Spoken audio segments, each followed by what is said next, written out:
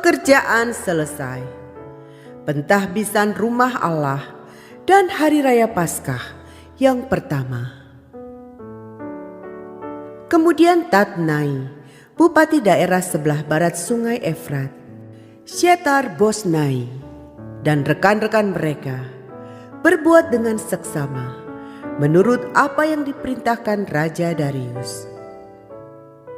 Para tua-tua orang Yahudi melanjutkan pembangunan itu dengan lancar, digerakkan oleh nubuat Nabi Hagai dan Nabi Zakaria bin Iddo. Mereka menyelesaikan pembangunan menurut perintah Allah Israel dan menurut perintah Kores, Darius, dan Artasasta, raja-raja negeri Persia. Maka selesailah rumah itu pada hari yang ketiga bulan Adar, yakni pada tahun yang ke-6 zaman pemerintahan Raja Darius. Maka orang Israel, para imam, orang-orang Lewi dan orang-orang lain yang pulang dari pembuangan merayakan pentahbisan rumah Allah ini dengan sukaria. Untuk pentahbisan rumah Allah ini, mereka mempersembahkan lembu jantan 100 ekor, domba jantan 200 ekor, dan anak domba 400 ekor. Juga kambing jantan sebagai korban penghapus dosa bagi seluruh orang Israel, 12 ekor, menurut bilangan suku Israel. Mereka juga menempatkan para imam pada golongan-golongannya dan orang-orang Lewi pada rombongan-rombongannya untuk melakukan ibadah kepada Allah yang diam di Yerusalem, sesuai dengan yang ada tertulis dalam kitab Musa. Shalom saudara, banyak umat yang ingin memperoleh hasil yang baik, namun tidak pernah mau mengikuti proses Tuhan yang baik. Padahal saudara, hasil yang baik tentunya dari proses yang baik. Hasil yang bagus tentunya dari proses yang kudus. Yang dikejar hanya hasilnya, namun tidak bersedia mengikuti prosesnya.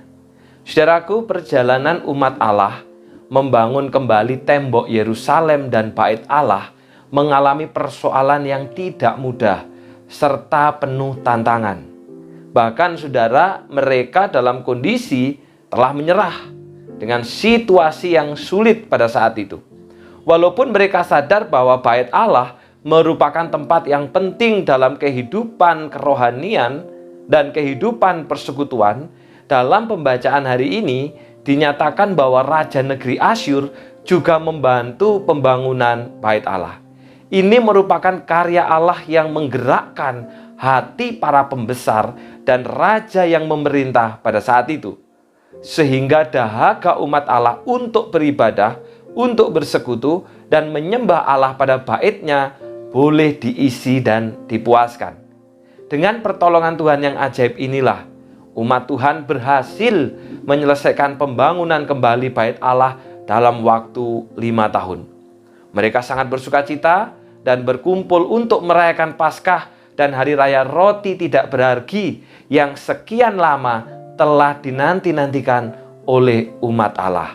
Sukacita ini saudara merupakan respon akan kebaikan, pemeliharaan, dan pertolongan Tuhan di dalam kehidupan umatnya. Saudaraku, peristiwa selesainya pembangunan Bait Allah sekali lagi menegaskan bahwa kuasa dan karya Allah sungguh nyata dalam kehidupan umatnya. Meskipun ada banyak tantangan, ada banyak rintangan, ada banyak hambatan yang harus umat hadapi, namun Tuhan tidak pernah gagal untuk menggenapi rencananya atas hidup umatnya. Dari sini kita belajar saudara, bahwa di tengah-tengah perjalanan yang seolah-olah menghadapi jalan buntu, di tengah-tengah perjalanan yang seolah-olah banyak rintangan, banyak halangan, banyak hambatan, ternyata disitulah proses Tuhan.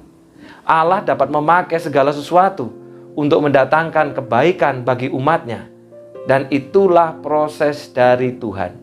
Ia setia dalam pemeliharaannya. Ia setia dengan perjanjiannya. Pemeliharaannya sungguh sempurna dan pertolongannya tidak pernah terlambat. Oleh karena itu saudara, apabila dalam proses kehidupan kita tinggal bersama dengan Allah, maka di situ pasti ada kekuatan dalam menghadapi berbagai macam kesulitan. Karena itu, mari kita ikuti prosesnya. Hasil itu adalah bonus. Biarlah proses kita jalani dengan kudus dan hidup di dalam kebenaran. Tuhan memberkati. Kita berdoa. Bapa yang di sorga, kami bersyukur karena kami kembali diingatkan bahwa hasil itu adalah bonus. Tetapi proses itulah yang kami harus jalani di dalam kekudusan. Karena itu mampukan setiap kami ya Bapa, ketika kami menghadapi persoalan, bahkan berbagai kesulitan di dalam kehidupan kami, terlebih ketika kami hendak hidup menurut kebenaran firman, mampukan kami Bapa untuk tetap hidup di dalam kekudusan dan kebenaran. Karena proses itulah yang harus kami jalani di dalam takut akan Tuhan. Ampuni kami Bapa, jikalau selama ini kami hanya menantikan hasil, kami hanya menginginkan hasil, tapi kami tidak pernah menyediakan hati dan diri kami untuk diproses oleh Tuhan. Hari ini kami belajar, ketika Tuhan proses kami, biarlah kami terus hidup di dalam firman-Mu dan juga di dalam kebenaran-Mu. Hari ini Bapa, hamba-Mu juga berdoa secara khusus untuk peringatan ulang tahun daripada gereja kami yang akan diadakan pada bulan depan. Kiranya Tuhan tolong dengan peringatan ulang tahun ini, kami diingatkan kembali akan kasih dan kemurahan Tuhan. Bagaimana perjalanan daripada sejarah gereja ini, semuanya itu tidak lepas dari pemeliharaan Allah. Demikian juga Tuhan, Engkau telah meletakkan orang-orang yang ada di tengah-tengah kami, yang turut membangun gereja ini secara rohani. Biar akhirnya juga Engkau terus menyertai dan memberkati gereja-Mu di tempat ini, untuk makin menjadi gereja yang kudus, makin menjadi gereja yang setia, dan gereja yang terikat dengan perjanjian.